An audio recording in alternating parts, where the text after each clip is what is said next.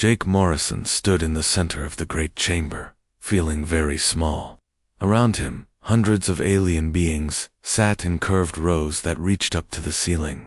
Some looked like tall, thin ghosts made of blue light.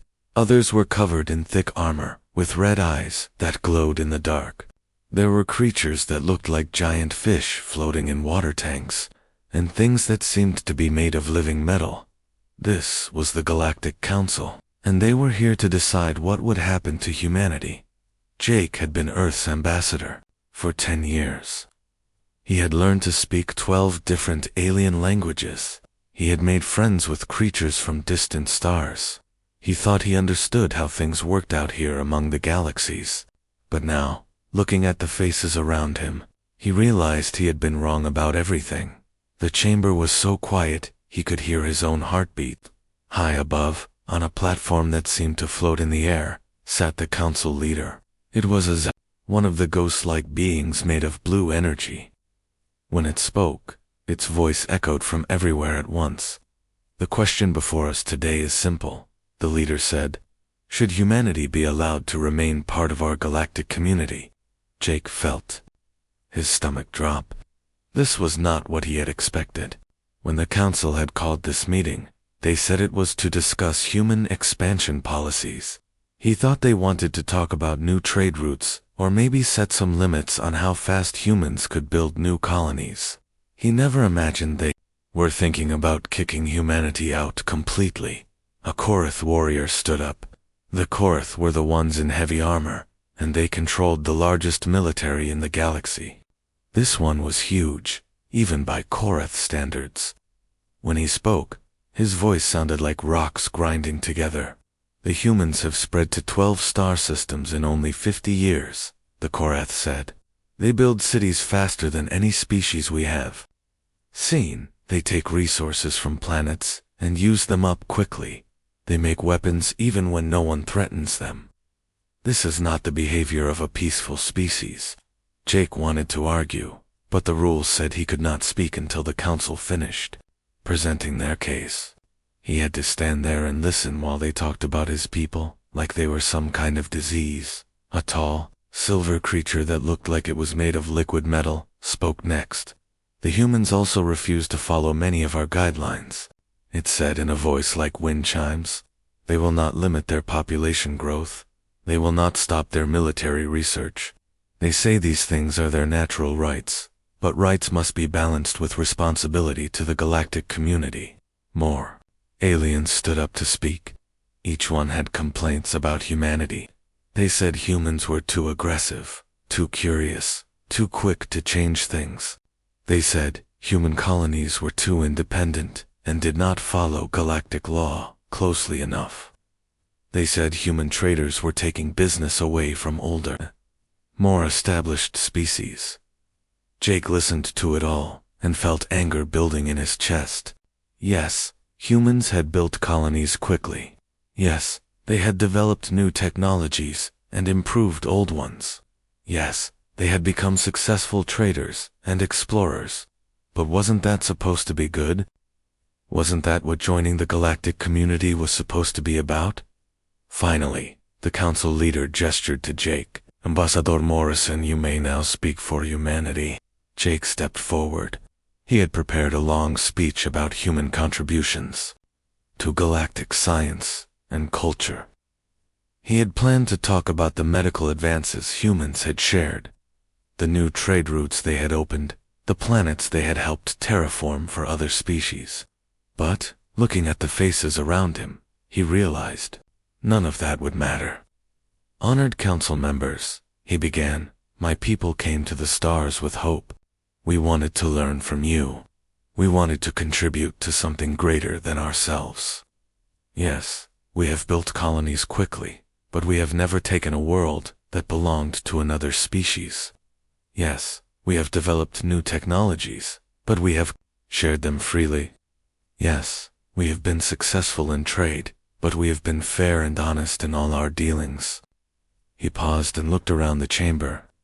You say we are too aggressive, but we have never started a war. You say we take too many resources, but we have given aid to 17 different species facing natural disasters. You say we are dangerous, but the only weapons we have built are to defend ourselves and our allies." A Korth commander laughed, a sound like metal scraping. "Defense? You call it defense when you build ships that can destroy asteroids, when you create weapons that can crack a planet's crust. We built those things to protect mining operations from asteroid impacts and to help with terraforming," Jake replied. "The fact that they could be used as weapons does not mean we intended them as weapons." "Intent does not matter," the council leader said. "Capability is what matters. Humanity has shown they can build things that threaten the balance of power. In this galaxy, they have shown they will not accept limits on their growth or their ambitions. This makes them a risk to galactic peace." Jake felt the words hit him like a physical blow. "You are afraid of us," he said quietly. "This is not about peace or balance. You are afraid that we will become stronger than you." The chamber erupted in angry sounds. Aliens clicked, hummed, roared, and made noises Jake had no words for. The council leader raised a hand, and silence fell. "The vote will now be taken," the leader announced. Jake watched as lights appeared above each council member's seat. Red meant a vote to exile humanity. Blue meant a vote to let them stay. Green meant abstaining from the vote. The lights began to appear. Red, red, red. More red lights than Jake could count. A few blue lights scattered here and there. 3 green lights from species that chose not to vote. When it was over, the numbers appeared in the air above the chamber. 847 votes for exile.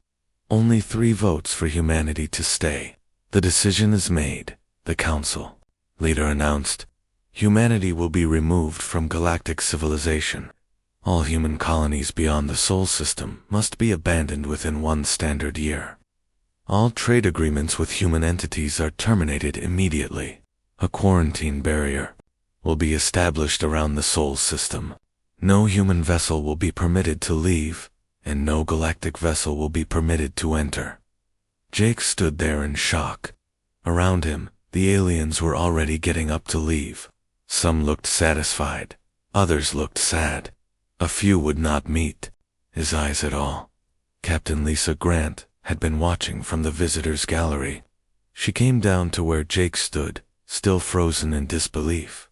"Jake," she said softly, "we need to go. We need to start the evacuation." Jake nodded slowly. As they walked toward the exit, he turned back once to look at the chamber. The lights were going out, one by one, leaving the great room in darkness. Humanity's time among the stars was over. At least, that was what the council thought. They would learn how wrong they were. 55 years had passed since the barriers went up around the Sol system. 55 years since humanity had been cut off from the galaxy that had rejected them. For many people, those years had been the hardest in human history, but for others, they had been years of preparation. Dr. Amy Foster was 93 years old now, but her mind was still sharp. She stood in the hidden laboratory, buried deep under the mountains of Mars, watching her team work on technologies that the galaxy had never seen before.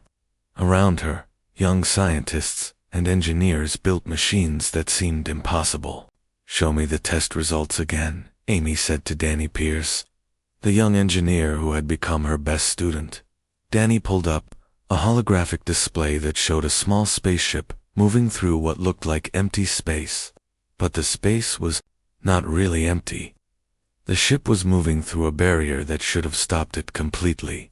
The quantum tunneling effect worked perfectly, Danny said with excitement in his voice. The test ship moved through the barrier for 17 seconds before the field collapsed.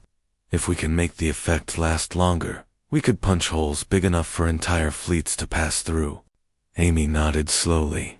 She had been working on this problem for decades. The barriers around Sol were made of twisted space-time that created an impossible maze. Any ship that tried to pass through would find itself going in circles, never getting closer to the edge. But Danny had found a way to make a ship exist in two places at once, allowing it to skip past the maze entirely. In another part of the laboratory, Dr. Pete Collins was working on weapons that bent the rules of physics. He had discovered that certain energy patterns could make matter forget how to be solid. His prototype weapons could turn the hull of an enemy ship into gas in seconds. The beautiful thing is that it does not look like a weapon at all, Pete explained to Amy. From the outside, it looks like a simple communications array. No one would ever suspect what it really does. Down in the asteroid belt, Admiral Steve Jackson supervised the construction of shipyards that did not officially exist. The asteroids had been hollowed out and turned into massive factories. Inside them, workers built ships using designs that combined human engineering with alien technology Amy had stolen decades ago. The ships were unlike anything humanity had built before. They were smaller than traditional warships, but they carried weapons and defenses that seemed to violate natural law. Their hulls were made of materials that could repair themselves. Their engines could push them faster than light should allow. Their weapons could strike targets that were light years away.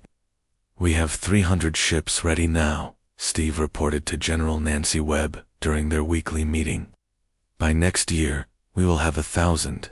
They are not big ships, but each one has more firepower than anything the Korath Empire has ever built." Nancy nodded as she reviewed the reports. She was in charge of training the soldiers who would crew these ships. Most of them had been born after the exile began. They had grown up knowing that humanity was trapped, cut off from the galaxy. But instead of making them weak, it had made them determined. "The new pilots are incredible," she told Steve. "They can handle maneuvers that would kill older pilots.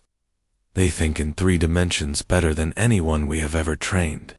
And they are angry. They know what was taken from them, and they want it back." In the intelligence division, Lucy Barnes spent her days listening to signals that leaked through the barriers. The quarantine was not perfect.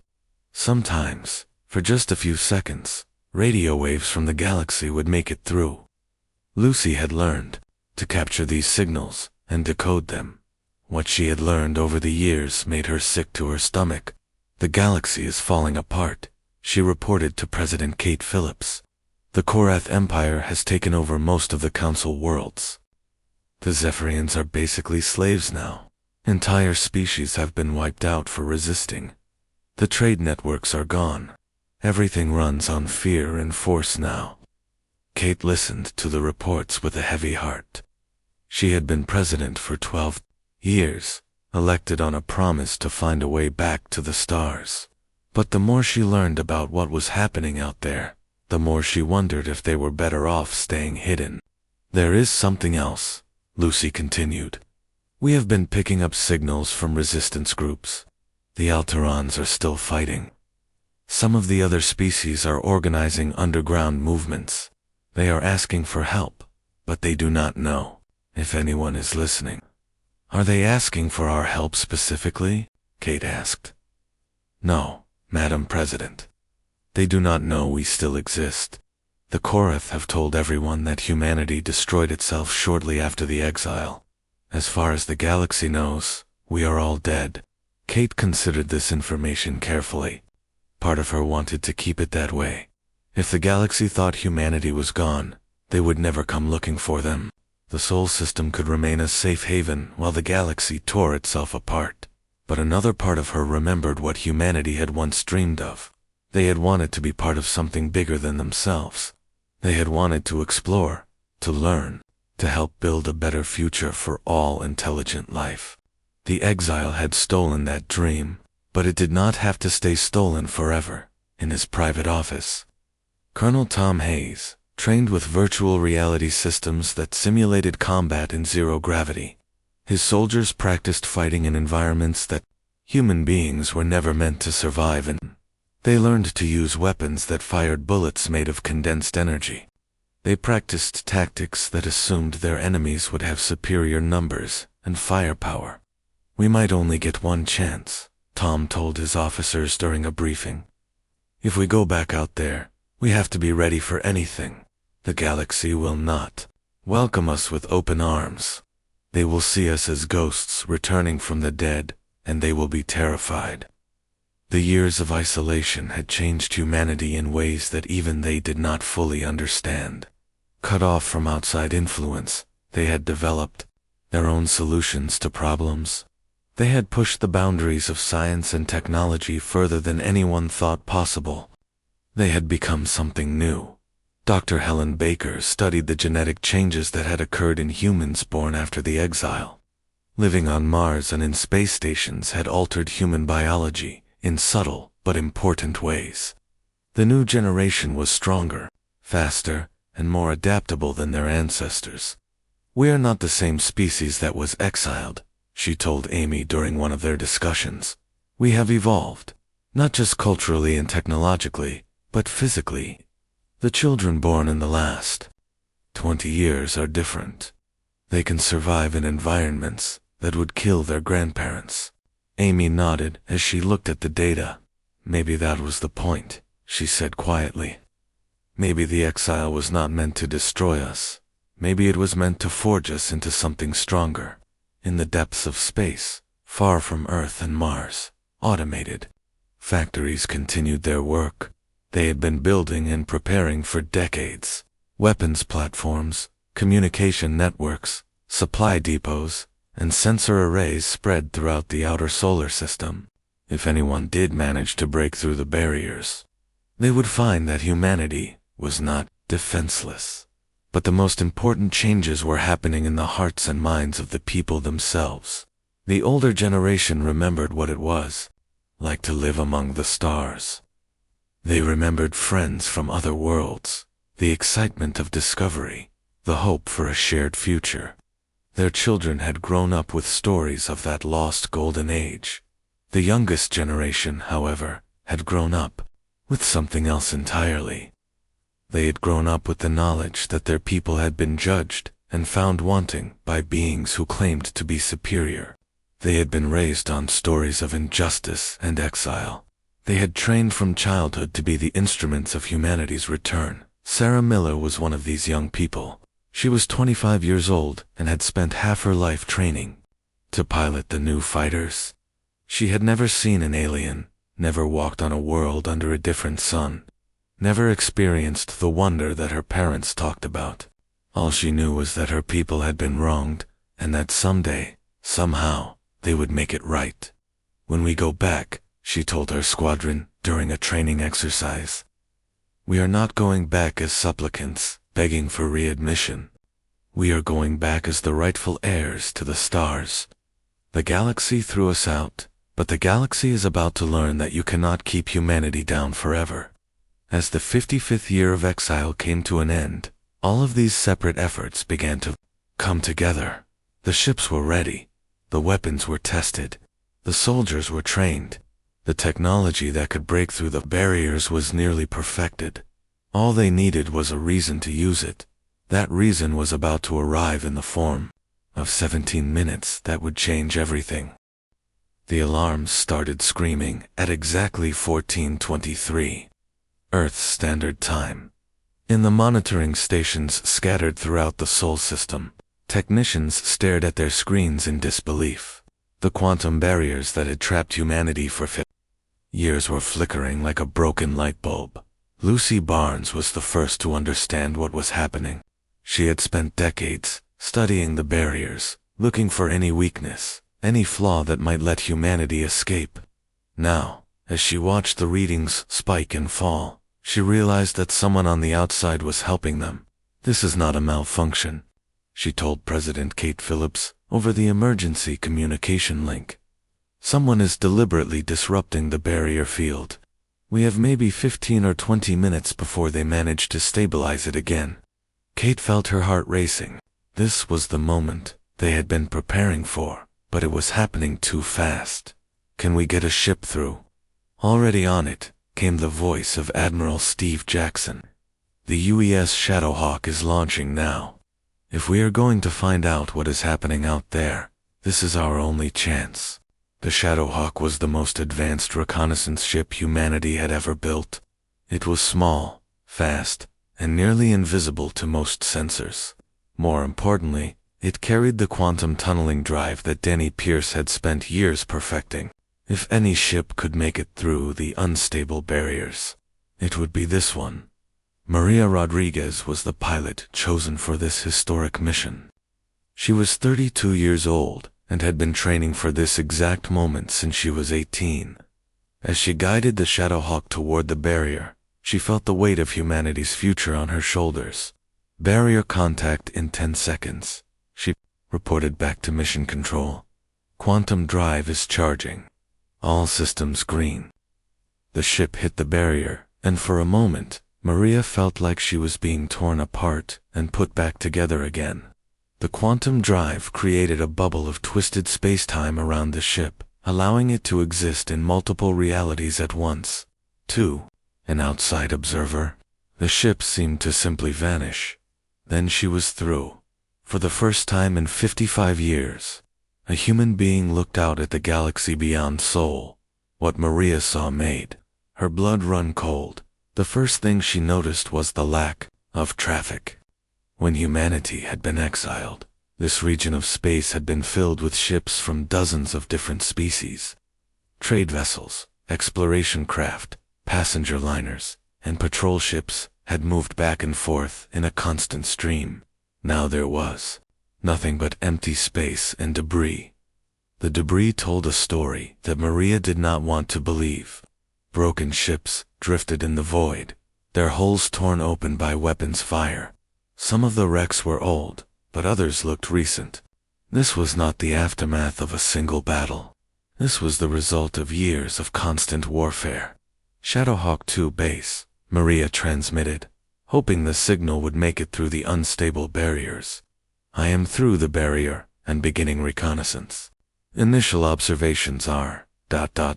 disturbing. Sending data now. As she moved further from Sol, Maria began picking up radio signals from the galaxy beyond. Most of them were in Korath, military codes, but she had learned to understand those languages during her training. What she heard made her sick. The signals were reports from Korath patrol fleets. They talked about pacification operations, and resource extraction quotas, and population control measures. They mentioned species names that Maria recognized from her history lessons. But they talked about them like they were problems to be solved, rather than people to be protected.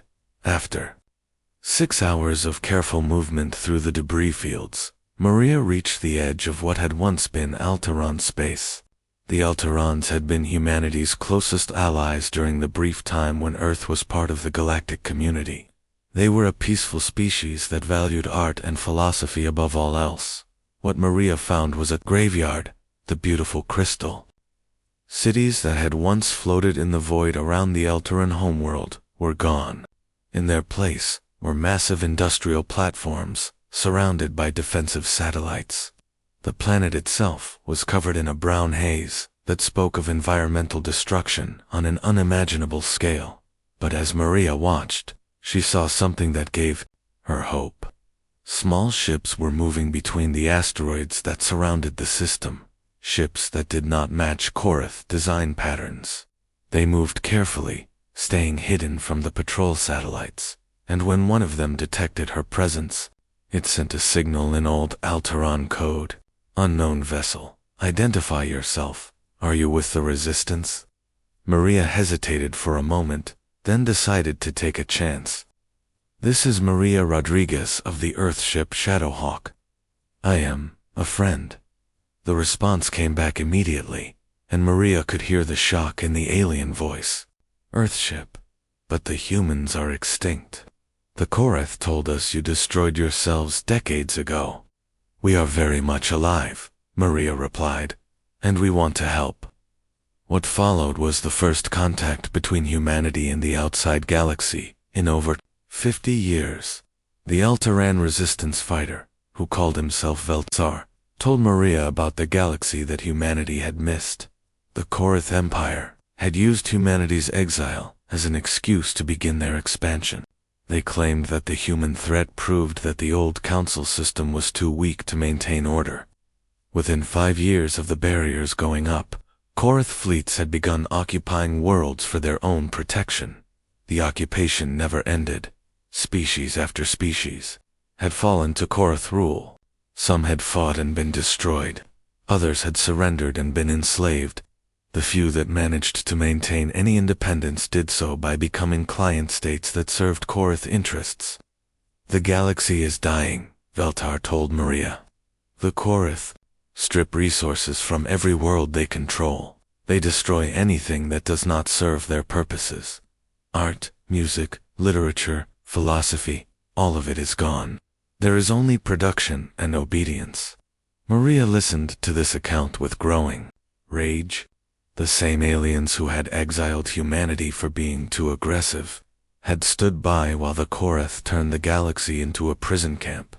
The species that had voted to remove humans from galactic civilization had allowed something far worse to take their place. How many resistance groups are there? Maria asked.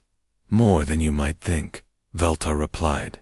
The Korath are strong, but they cannot watch every world at every moment. We pass information between systems, help refugees escape, sometimes even manage to strike at their supply lines. But we cannot do much more than survive. We do not have the weapons or ships to fight them directly. What if you did? Maria asked, quietly. What do you mean? What if humanity came back? What if we brought weapons and ships and soldiers? What if we offered to help you fight? There was a long silence before Veltar responded. The humans were exiled for being dangerous. If you have spent 50 years becoming more dangerous, then perhaps that is exactly what the galaxy needs. Maria spent 3 more hours talking with the Alteran resistance before the barriers began to stabilize again. She barely made it back through the closing gap, bringing with her the most important intelligence humanity had gathered since the exile began. The emergency meeting of the Global Defense Council lasted 18 hours. President Kate Phillips, Admiral Steve Jackson, General Nancy Webb, and every other major leader on Earth and Mars gathered to hear Maria's report. When she finished, the room was silent for a long time. Finally, Admiral John Davis spoke up. So we have a choice. We can stay hidden and safe while the galaxy burns, or we can break out and fight an empire that is stronger than anything humanity faced before the exile. It is not that simple, said Dr. Amy Foster, who had been listening from her wheelchair. She was too old to stand for long meetings now, but her mind was still sharp. This is not just about what we should do.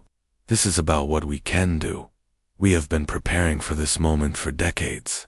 Our ships, our weapons, our soldiers, all of it was built for this purpose. President Kate Phillips looked around the room at the faces of humanity's leaders. Some looked eager for battle. Others looked afraid. All of them looked determined. The Korath engineered our exile because they were afraid of what humanity might become, she said slowly. They were right to be afraid.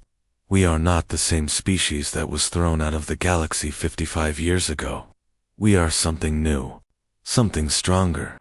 She stood up and looked out the window at the red sky of Mars.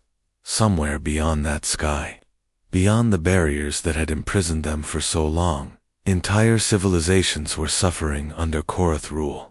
The galaxy threw us out because they said we were too dangerous for peaceful coexistence, Kate continued. Let us show them what dangerous really looks like. Let us show them what happens when you corner humanity and force us to evolve. The vote was unanimous. Humanity was going back to the stars, and this time they were bringing justice with them. The great breakout began at exactly midnight, Earth's Standard Time, at 17 different points around the Sol system. Human fleets activated quantum tunneling drives and tore holes in the barriers that had held them prisoner for 50 years. Admiral Rachel Lee commanded the First Strike Fleet from the bridge of the UES Retribution. Around her, displays showed the positions of over 300 human warships as they poured through the gaps in space-time. Each ship was small compared to the massive battleships that other species built, but appearances could be deceiving. All ships, this is Admiral Lee, she broadcast to the fleet. Remember, We are not invaders. We are liberators. Our targets are military installations and Korath occupation forces only. Any species that wishes to surrender will be treated with respect and dignity. The first target was Kepler Station, a massive space fortress that the Korath had built to guard the approaches to the Sol system. For 55 years, it had watched over the barriers, making sure that nothing got in or out. Now it found itself facing an enemy that it was not prepared to fight. Captain Julia Wright brought her destroyer, the UES Justice, in fast and low.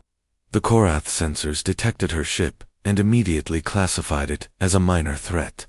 After all, it was less than half the size of their smallest warship. The station's defensive weapons locked onto the Justice.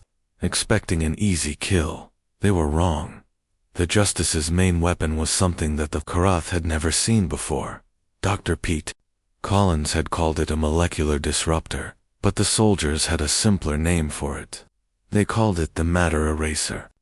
When Julia fired, a beam of energy struck the station's main hull and simply made it stop existing, where there had been solid metal and ceramic armor. There was now empty space. The beam had not melted or vaporized the material. It had convinced the atoms that they were no longer supposed to be part of a solid object. Direct hit on target, Julia reported calmly. Station defenses are offline. Korath fleet is moving to intercept. The Korath battle group consisted of 12 heavy cruisers and 40 smaller ships. In any previous engagement, they would have been more than enough to destroy a single human destroyer. But this was not a previous engagement. Julia's ship moved in ways that should have been impossible. It accelerated and turned without any regard for the laws of physics that governed normal ships. When the Korath fired their weapons, the Justice was already somewhere else. When the Justice fired back, entire Korath ships simply ceased to exist. How are they doing that? Demanded War Commander Thaxmore from his flagship. No ship can move like that. His tactical officer was staring at the sensor readings in confusion. Sir, their ship seems to be existing in multiple locations at once. Our targeting computers cannot lock onto them because they are not entirely in normal space. Thaxmore had been a Korath military commander for 30 years. He had conquered 12 worlds and destroyed the fleets of 6 different species, but he had never seen anything like this. All ships, concentrate fire on the human vessel, he ordered. Overwhelm their defenses with sheer firepower. 51 Korath ships opened fire at once, filling the space around the Justice with energy beams and explosive projectiles. For a moment, it seemed like the human ship was completely surrounded by destruction. Then the smoke cleared, and the Justice was still there, completely undamaged.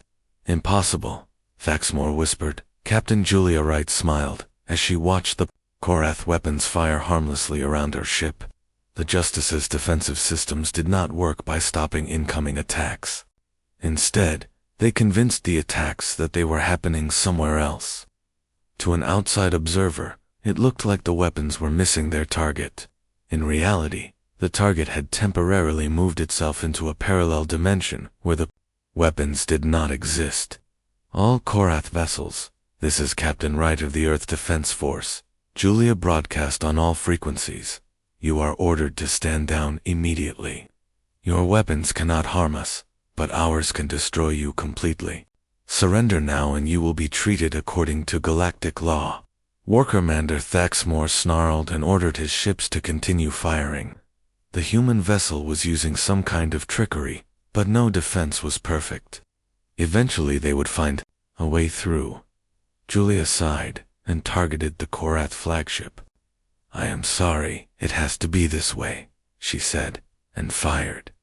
The beam struck the flagship exactly in the center. For a moment, nothing seemed to happen. Then the ship simply folded in on itself and vanished, taking War Commander Thaxmore and his crew with it. The remaining Korath ships stopped firing. This is Commander Vextar of the Korath Third Fleet, came a shaky voice over the communication system. We surrender. Similar scenes were playing out across 17 different star systems, as human fleets struck at Korath positions. The aliens had expected to face the same humanity that had been exiled decades ago. Instead, they found themselves fighting an enemy that seemed to have stepped out of a nightmare at the Rigel colony. Admiral Gary Stone led the liberation of the human prisoners who had been unable to evacuate during the original exile. What his forces found there made them understand why this war was necessary. Colonel Frank Miller was the first to enter the prison camps. The humans inside were barely recognizable as the same species. They had been worked as slave laborers for decades, forced to mine rare elements under conditions that killed most people within a few years. "My God," Frank whispered as he looked at the survivors. "What have they done to you?" An old man approached him slowly. His hair was white, and his body was bent with age and suffering, but his eyes still held a spark of defiance. "Are you really from Earth?" the old man asked in a voice like broken glass. "Yes," Frank replied. "We have come to take you home." The old man began to cry. "I am Ben Carter. I was an engineer on the evacuation ships. When the barriers went up, some of us were trapped on the wrong side. We have been here for 55 years, waiting for someone to come for us." Frank felt rage building in his chest. Ben Carter had been a hero during the evacuation, helping to save thousands of human lives. The fact that he had spent decades as a slave was a crime that demanded justice. "We are here now," Frank told him, "and we are going to make sure this never happens again." As human forces swept through the galaxy, they encountered other species that had suffered under Korath rule. The liberation of the Alteron homeworld took less than 6 hours. Captain Sandy Parker led a battle group that broke through defenses that had held for 20 years, freeing millions of aliens who had been forced to work in Korath factories. The Alterons could barely believe what they were seeing. Human ships appeared out of nowhere, destroyed Korath positions with impossible weapons, and then offered medical aid and supplies to the survivors. "The humans have returned," Veltar told his people over the Resistance communication network, "and they are everything we hoped they would be." But the most important battles were not being fought in space.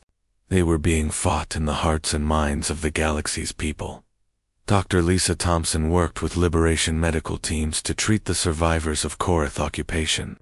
What she found was systematic cruelty on a scale that was hard to comprehend. Entire populations had been broken down and rebuilt as slave labor forces. Children had been separated from their parents and raised to serve Korath interests. Ancient cultures had been erased and replaced with simple obedience training. "This is not just conquest," Lisa reported to Earth Command. "This is genocide. They are not just killing bodies, they are killing souls." The evidence that human forces gathered as they liberated world after world painted a picture of an empire built on suffering. The Korath had not just conquered the galaxy, they had tried to destroy everything that made it worth living in. Commander Paul Davis led special operations teams that made contact with resistance groups throughout Korath space. What he found was a network of beings who had kept hope alive through decades of oppression. They had waited for someone, anyone, to come and help them fight back. "We never forgot the stories of the humans," a Delphinian resistance leader told Paul. "Even when the Korath said you were all dead, we remembered how you had helped other species before your exile. We hoped that somehow, somewhere, you had survived." "We survived," Paul replied, "and now we are here to help you take back your worlds." The Korath High Command watched their empire crumble with growing panic. Reports came in from every sector of impossible human victories. Ships that could not be hit, weapons that made no sense, tactics that broke every rule of space warfare. "How can they be this strong?" demanded Supreme War Leader Gakstar during an emergency meeting. 55 years ago, they were barely a threat to a single battle group. Now they are destroying entire fleets without taking casualties. They have had 55 years to prepare, replied Intelligence Director Mexcol. We exiled them because we feared what they might become. It appears our fears were justified. Then we destroy them completely, Gagstar snarled. Gather every ship, every weapon, every soldier in the Empire. If the humans want a war, we will give them a war that ends with their species extinct. But even as the Karath prepared for their final offensive, the humans continued to advance. World after world fell to liberation forces that seemed unstoppable. The galaxy that had rejected humanity was learning what it meant to face them in battle. And humanity was just getting started.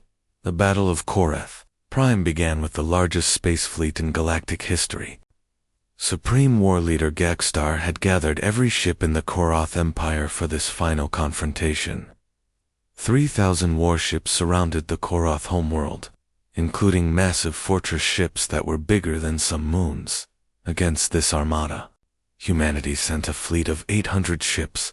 Fleet Admiral Jack Robinson stood on the bridge of the UES New Dawn, looking at the tactical display that showed the enemy positions. His officers were calm and professional, but he could see the concern in their eyes.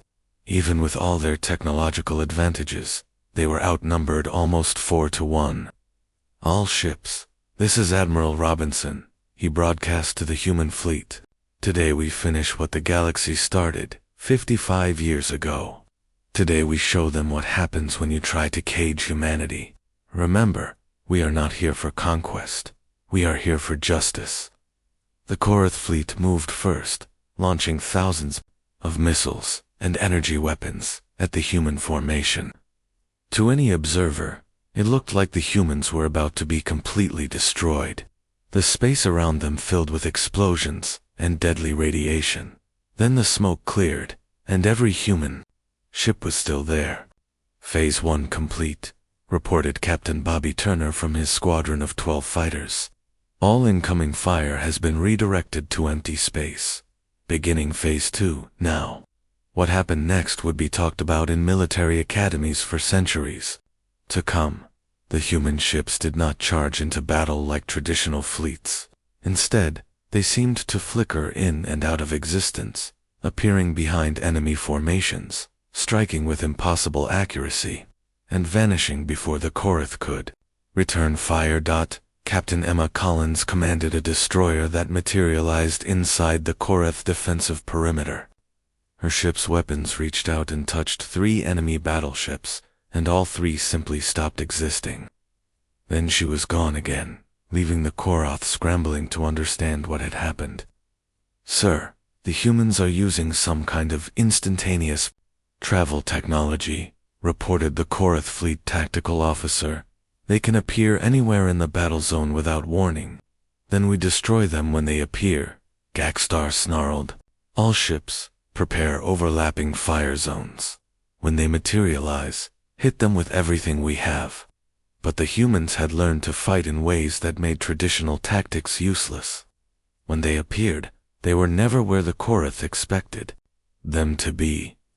When the aliens fired their weapons, the humans were already gone. And every time they struck, more Korath ships died. Dr. Michelle Brown watched the battle from the command ship, analyzing the Korath fleet patterns. She had spent years studying alien military doctrine, looking for weaknesses that human forces could exploit. Admiral, the Korath are falling back on defensive formations, she reported. They are trying to create overlapping shields and weapon ranges that will force us to fight on their terms. Then we will not fight on their terms, Admiral Robinson replied calmly. All ships, execute Plan Omega. Plan Omega was something that only humanity could have conceived. Instead of trying to break through the Korath defenses, the human fleet simply ignored them. Using quantum tunneling technology, every human ship moved into the same space as the Korath formation, but in a slightly different dimension. For a few seconds, both fleets occupied the same area of space without touching each other. The Korath fired their weapons frantically, but they were shooting at targets that existed in a parallel reality. Then the humans shifted back into normal space, and they were inside the Korath defensive formation. The battle became a slaughter. Human ships appeared next to Korath vessels and destroyed them before the aliens could react. Advanced weapons that had been developed during 55 years of isolation tore through enemy armor like it was made of paper. Ships that should have been able to defend themselves found that their shields and weapons were useless against technologies that seemed to violate the laws of physics. "This is impossible," Gakstar whispered as he watched his fleet die around him. "How can they do this?" His science officer was staring at sensor readings that made no sense. "Sir, they are not just using advanced technology. They are using principles of science that we do not understand. Their ships exist in multiple dimensions at once. Their weapons manipulate matter at the atomic level. Their defenses redirect reality itself." On the planet below, billions of Korath civilians watched the battle through their communication networks. They had been told that their empire was invincible, that no force in the galaxy could stand against them. Now they watched their greatest fleet being destroyed by an enemy that fought like gods. But the most important part of the battle was not the fighting. It was what happened when the fighting stopped. As the last Korath battleship exploded, Admiral Robinson opened communication channels to every survivor. "This is Fleet Admiral Robinson of the Earth Defense Force," he announced. "The Korath military is defeated. Your empire is finished. But we are not here to conquer you. We are here to offer you something your leaders never gave to others: a choice." The message was broadcast not just to the Korath fleet, but to every world in the empire. Billions of beings who had lived under Korath rule for decades heard the voice of humanity for the first time. "You can continue to follow the path of conquest and oppression," Robinson continued. "If you do, we will stop you. Or you can choose to join us in building something better. A galaxy where all species can live in peace and freedom. The choice is yours." What followed was not another battle, but the largest peaceful revolution in galactic history. On world after world, populations that had been enslaved by the Korath rose up and overthrew their oppressors, species that had been forced to serve. The Empire declared their independence. Even many Korath civilians rejected their own government and asked to join the new galactic alliance that humanity was building. The war crimes tribunals began immediately. Human legal experts worked with representatives from every liberated species to document the atrocities that had been committed during the years of Korath rule. The evidence was overwhelming and horrifying. Dr. Amy Foster, now 98 years old and confined to a medical support chair, served as the chief prosecutor for crimes against sentient beings. Despite her age, her mind was still sharp, and her passion for justice burned brighter than ever. "The defendants claimed they were following orders," she said during one of the trials. "They claimed they were protecting galactic stability, but we have evidence of systematic genocide, slavery, and cultural destruction on a scale that defies comprehension. This was not military necessity. This was evil." The trials lasted for 3 years. When they were finished, the galaxy had a complete record of what happened when fear and hatred were allowed to guide civilization.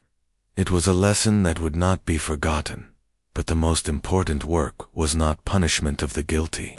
It was the rebuilding of what had been destroyed. Commander Larry Green led the efforts to restore devastated worlds.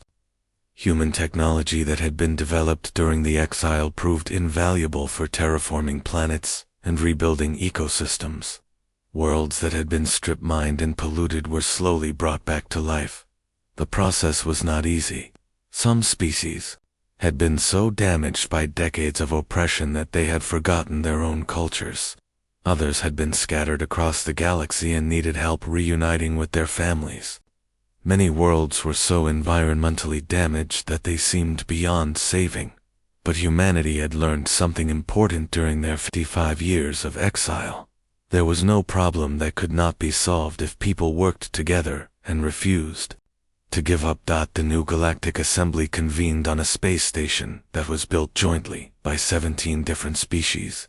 Unlike the old council, which had been dominated by the largest and most powerful civilizations, the new assembly gave every species an equal voice in galactic affairs. Ambassador Jake Morrison, now 87 years old, but still sharp as ever, served as humanity's representative to the assembly. He had lived through humanity's rejection, exile, and triumphant return. No one was better qualified to speak for Earth. 55 years ago, you told us we were too dangerous for galactic civilization, he said during his first speech to the assembly. You were right. We were dangerous to tyranny. We were dangerous to oppression. We were dangerous to those who would use fear and hatred to control others. He paused and looked around at the faces of beings from across the galaxy. Many of them had been slaves just a few years ago. Now they were free citizens with a voice in their own destiny. But we were never dangerous to peace, Jake continued. We were never dangerous to justice. We were never dangerous to the dream of different species working together to build something greater than any of us could achieve alone. The barriers around the Sol system were not just removed, they were ceremonially destroyed. The quantum fields that had imprisoned humanity for more than half a century were collapsed in a celebration that was broadcast across the galaxy. But humanity did not stop there. The same drive that had led them to the stars in the first place now carried them beyond the galaxy itself. Captain Emma Collins commanded the UES New Hope as it prepared for the first expedition to the neighboring Andromeda galaxy. The ship was a marvel of human engineering combined with technologies shared by their new alien allies. It was designed for a journey that would take decades, but it carried the hopes and dreams of an entire civilization. This is Captain Collins to all Earth stations, she broadcast as the ship prepared to depart. We are beginning humanity's greatest adventure. We do not know what we will find in the space between the stars, but we know we will face it together. As the New Hope disappeared into the cosmic dark, its quantum wake carrying messages of peace and friendship to any civilizations that might be listening. The galaxy settled into an era of unprecedented peace and prosperity. The species that had once exiled humanity now worked alongside them to explore new worlds, develop new technologies, and solve the great challenges that faced all intelligent life. The mistakes of the past had been acknowledged and learned from. The future belonged to cooperation and understanding, and somewhere in the depths of space, traveling toward distant stars, humanity carried a simple message to anyone who might be listening. This is humanity. We have returned to the stars, and we come in peace. The galaxy had thrown them out in fear and hatred. They had returned with justice and hope. That made all the difference.